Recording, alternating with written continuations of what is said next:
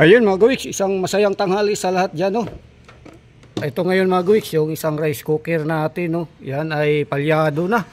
Ito ay hindi na gumagana, kaya subukan nating i-DIY. Tayo ang mag-repair ngayon. Ayan, so ating subukan ngayon mga gawiks para makita natin na walang power. So kapag sinaksak natin yan mga gawiks, ayan yung kanyang cord, no? Yan, dapat may power na yan siya na makikita. Ayan. So walang kailaw-ilaw, no. Wala yung warm, walang cook, so walang connection, walang power. So madalas mga gawiks ang rice cooker ay ang mga sira nito ay siyempre yung pag walang power. Check natin yung kayang thermal fuse kung naputol, no. So kailangan na natin buksan yan mga gawiks. At siyempre para mabuksan natin yan, safety first, bunutin natin yung kanyang plug. Ayan. So yan ay nabunot at subukan natin ngayong itaob at buksan natin. So itong takip niya sa ilalim mga gawiks, no. Yan yung ating buksan ngayon. So yan ay may tornilyo. Ayan. So ito na, nabuksan na natin, no. At siyempre ayun ang dumi sa loob. Yan. So ito yung status sa ilalim sa loob mga gawiks. At siyempre dahil sa na-unplug na natin, pwede na nating i-check yun dyan.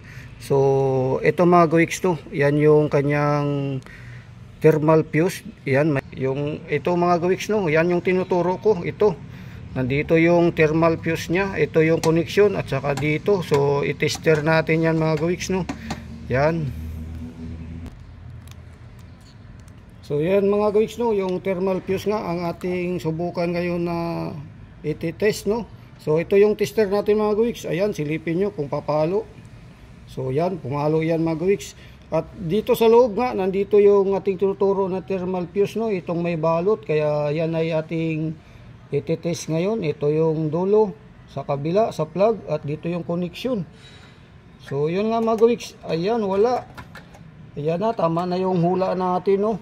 Ayan, kaya walang power ang ating rice cooker, walang ilaw, hindi pumapalo yung ating, ayan, power, wala, pumalo yung tester natin mga gawiks. Kaya tama yung ating hula, no, na dito sa kanyang thermal fuse. Yan ay ating buksan ngayon, to.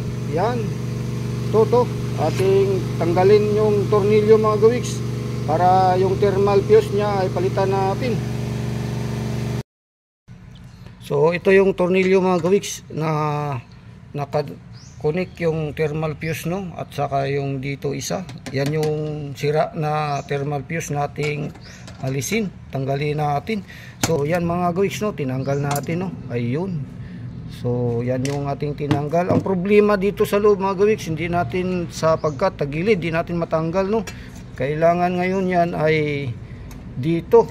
Tanggalin muna natin yung sa plug. Ayan, itong sa plug. Dito tayo magtanggal. Ilabas muna natin to. Yan. So, ito ay tanggalin na muna natin, no. Ilabas na natin to kasi para matanggal natin yung connection doon ng thermal fuse. Yan. So, ito na ngayon mga gawiks. Ang ating thermal fuse ay nailabas na natin. Pwede na natin itong tanggalin dito, no. Ito yung kanyang screw. Ayan. So yan ay natanggal na natin, no. Yan. So check natin yung kanyang thermal fuse, no. Yan. So ito yun. So ayan mga gawiks. So ito yung parts na walang connection, nasira. So ito na ngayon mga gawiks, no, yung ating natanggal na thermal fuse, no. At ito nga ay ate talagang testingin ngayon. Ito yung ating tester. Ayan, may palo. So yan, magkabilang dulo mga gawiks. Yan, magkabilang dulo. Yan ay titest natin, no. Ayan, wala siyang palo mga gawiks. So wala siyang palo, ibig sabihin sira talaga. Ayan. So sira mga gawiks. Sunog. Ayan, makikita natin yung sunog, no. Ayan.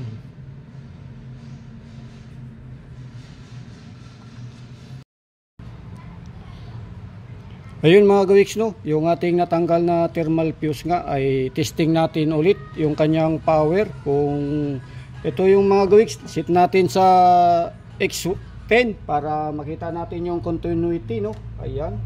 So yan, ititest natin, walang palo. So hindi talaga siya gumana, sira talaga mga gawiks. Piling gawa para katipid-tipid tayo. So ngayon mga gawiks, dito ay may luma tayong sirang rice cooker. Ayan. So ngayon tingnan natin yung kanyang thermal fuse dito kung buo pa. Tingnan natin to, buksan natin. So ngayon yan ang ating gawin mga gawiks. Buksan ko to mga gawiks. Yan, para dyan tayo kumuha ng parts nito, no, na thermal fuse nya. So ito ngayon mga gawiks, natanggal na natin yung tornilyo dito. At yan na nga, buksan natin yung takip, no. So yung kanyang thermal fuse mga gawiks, kung saan yung kanyang plug, doon yung nakalagay yung kanyang supply ng power. So dito mga gawiks, ayan, buksan natin. So ito yung nakabalot mga gawiks, katulad nito, no, yung ating tinanggal dyan sa sira na isa, nakabalot. So ito yung mga gawiks, no. So dito yung connection nya, no, ayan, saka dito sa baba. So ito ay matagal na ring sira yan, hindi natin naitapon. So silipin nyo lang mga gawiks yung ating tester, no, kung yan ay papalo kapag tinis natin tong kanyang thermal fuse dito. So yan. So kabilang dulo at dito sa kabila, titest natin kung buo. So ayan mga gawiks. O yun, pumalo. Mukhang makakuha tayo dito ng buong thermal fuse mga gawiks. Ito, kunin natin to mga gawiks, no. Pagka natanggal natin to, ayan, ito yung thermal fuse nya na to. Tanggalin natin dito. At subukan natin mamaya i-testing ulit kapag natanggal natin. Ayan, baklasin natin tong kanyang screw dito.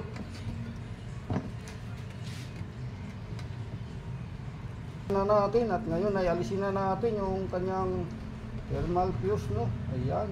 So ito na.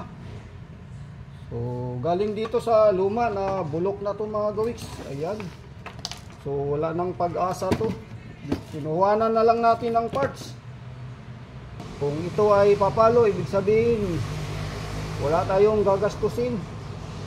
Ayan, pumalo mga gawiks. So buo. Ito yung ipapalit natin dyan. Ayan, sa maliit na to na ating aayusin. So maring yan ay gagana na. So ikakabit natin to dyan mga gawiks ngayon, no. So ito muna unahin natin mga gawiks. So yung dito sa gilid, ayan. So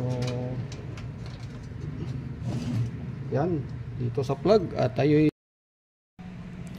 so yan na nga mga gawiks, no. Matapos natin ikabit yung thermal fuse na ating tinanggal galing dito, no, sa lumang rice cooker. At ito na yung ating pagkakabit mga gawiks. Yan, nasa loob. Ito yung ating thermal fuse, no, na binaluktot na lang muna natin yung wire. At dito yung kabilang dulo. Yan. Tapos yung isang dulo mga gawiks, dito nga sa kanyang plug, dito sa labas, no. Yan yung tinanggal natin kanina dahil sa hindi natin makakabit itong screw na to, no. Yan, yung screw na to hindi natin makabit kapag hindi natin tanggalin yan. So ngayon dahil sa yan ay nakabit na natin mga gawiks, no. Te-testing natin ngayon yan kung magkaroon na nga siya ng power, no. Yan lang yung ating pinalitan, no, sa ating pag-repair ng DIY repair sa rice cooker. So ngayon mga gawiks, yan ay okay na. Nakabit na natin. So ngayon ating ikabit yung plug. Ito yung power cord, no. Yan. Kabit natin mga gawiks dito. Simple mga gawiks. Ito na yung kanyang power. Pa-plug na natin, no. At tingnan natin kung may power na siya ngayon. So yan. Check natin mga gawiks kung may power na yung rice cooker natin na ating DIY repair. So ayan mga gawiks, naka-warm. So ibig sabihin good. Buo na yung ating gawa. At siyempre yan mga gawiks, i-on natin ngayon yan kung gagana dito sa cook. Ayan, nag-cook nga siya mga gawiks, pero dahil sa dito ay walang laman, kaya ito mga gawiks, yung magnetic temperature niya na switch dyan. Pagka may magnet to mga gawiks, kaya nga tinatawag na magnetic temperature switch yan. Kapag kalagyan natin ng kaldero o kasirula, bababa yan. Tapos pagpindot natin dito, aangat yung switch niya doon para yung magnet ay magdikit. So subukan natin ngayon mga gawiks. Kukuha tayo ng temporaryong kaldero dito. Wala tayong kaldero nito mga gawiks. So dahil sa ito ay galing ng junk shop mga gawiks, dalawa yan, may kasama ng electric pano. Yun ang ating gagawin ngayon, ay testing na. So ito ngayon mga gawiks, yung kaldero o kasirula, yung temporary natin gagamitin, no, para dyan sa ating gawa na, ayan, naka-warm. Then ilapag natin to sa loob para ma-push yung kanyang magnetic temperature switch. Yun yung nasa gitna, yung may spring. So ito nga maliit, hindi kasya, pero tama lang yan para madiin yung ating magnetic temperature, no. Ayan, so iyon natin ngayon para sa cook. Kung yan ay mag-cook ngayon. Ayan na mga gawiks, naka-cook na siya, no. Ayan, so kapag ka nagsaing ka dyan mga gawiks, good na yan. Ngayon, siyempre kapag ka sakali man ay luto na yung sinaing, mag-warm ulit. Tataas yung mga gawiks, yung switch. So dahil sa good na yan, at tayo ay magpapasalamat. Tayo ay nakagawa na ng ating DIY repair sa rice cooker. Ayan mga gawiks, nakakook na at iinit na yan mga gawiks. So yan, so nilagyan ko lang ng konting tubig dahil sa para may karagdagang konting bigat. So ayan na mga gawiks. Yes, yahoo! Ayan, salamat. At tayo ay nakabuo na naman ng isang rice cooker na repair. So ngayon ay dahil sa good na yan, ibabalik natin yung takip mga gawiks. So madali na, okay na yan. So ito mga gawiks, tanggalin na muna natin para mabilis tayong makatapos. Ibalik yung kanyang takip sa likod. So ito na ngayon mga gawiks, higpitan na natin yung mga tornilyo dito sa likod ng takip, no, dahil sa tapos na nga tayo. Yes, yahoo! Ayan, so tapos na tayo. So dito naman, yan ay itabi lang natin dahil maaaring mayroon pa tayong kailangang parts dyan. So yun mga gawiks, so bye bye, yahoo! Isang masayang buhay sa lahat dyan. Ito, so sa gustong mag DIY repair mga gawiks, kailangan lang dito yung mayroon kang ganito. Yan, siyempre.